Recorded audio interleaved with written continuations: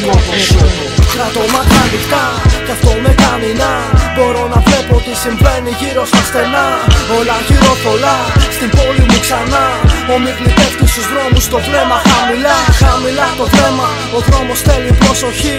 Δεν είναι ψέμα πως σκοτώνουν για μισό χαρτί. Θέλει προσοχή που πατάς, σε ποιον μιλάς, για ποιον συζητάς, ειδικά σε κάποιον χρωστάς. Λοιπόν, ο δρόμος είναι μεγάλος απείρων γραφικών. Ζουνε κάποιοι από αυτόν με δουλειές ναρκωτικών. Δρόμος όμως σημαίνει σπίτι για κάποιον αλήτη, για κάποιον που ψάχνει να βρει πάνω σ' αυτόν μια τύχη. Ο δρόμος είναι φίλος αλλά και εχθρός μεγάλος. Όταν ανήκεις σ' αυτόν νιώθεις μέσα σου βάρος. Ο δρόμος είναι σκληρός και απαιτείται να γνωρίζεις τους κανόνες για καλό δικό σου μα.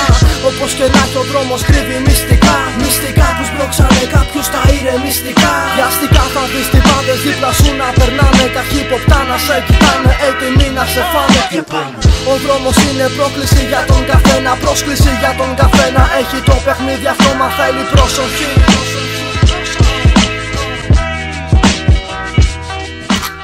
Κρατώ μάτια ανοιχτά κι αυτό με κάνει να.